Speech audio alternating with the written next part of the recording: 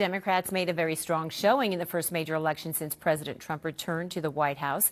And joining us this morning to help us break down election night is political analyst Dan Schnur, a professor at USC and Pepperdine. Thank you so much for being here. I have to say, what Brittany just talked about, the long lines, when I went to vote, I couldn't believe when I walked up, the line was out the door. I mean, it went fast, but still the line was out the door. What are your thoughts about that?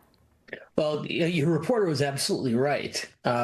Generally speaking, odd year elections tend to have much lower turnout. First of all, voters think, I just voted in a presidential election. Why do I have to vote again? And second, ballot initiatives, particularly on issues as arcane and often difficult to understand as redistricting, are not the kind of topics that are going to draw a very large turnout. But Gavin Newsom and his allies recast this initiative, not about issues about drawing legislative or congressional districts, but rather as a referendum on Donald Trump. And in a deep blue state like California, not only were the voices overwhelmingly against Trump and for Prop 50, but it provoked an extraordinarily large turnout. And they spent a lot of money to do this. We saw a lot of commercials going on throughout this, really preparing voters to get out there and make their voices heard. Did that make an impact?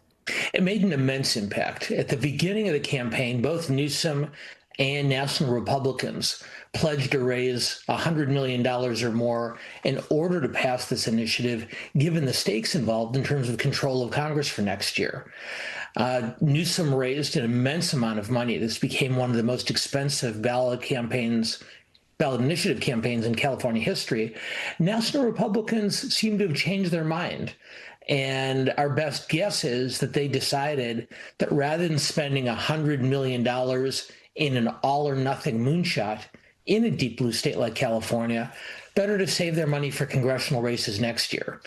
So Newsom did have the wind at his back by framing this as an anti-Trump measure, but the fundraising imbalance is what drove the landslide outcome.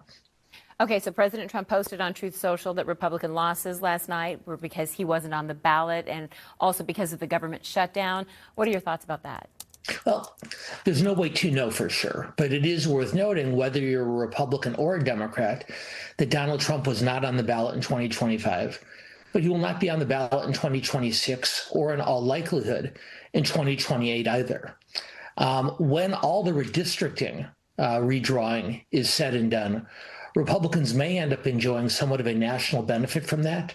But there's no question that last night, here in California, in New York City, in Virginia, in New Jersey, and elsewhere, was a very, very big night for the Democrats. I think Trump knows that, but it's not surprising to see him, as losing parties often do, attempting to recast the outcome as a one-off rather than as a trend. And so do you think that this momentum is going to make a real difference in the 2026 midterms? I know it's hard to know. You don't have a crystal ball, but what do you think? Yeah, without my crystal ball, I'll say this. California, I think, particularly with these district lines, is going to continue to be overwhelmingly Democratic. We could very likely end up with 4 Republicans in Congress in a delegation of 52.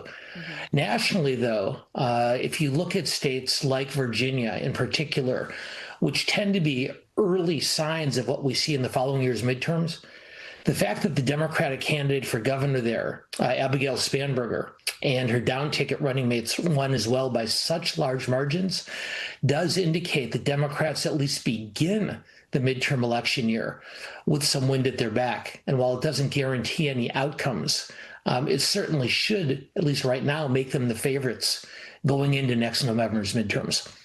All right, Professor Dan Schnur, thank you so much for joining us with your insight. We appreciate it. Thank you for having me.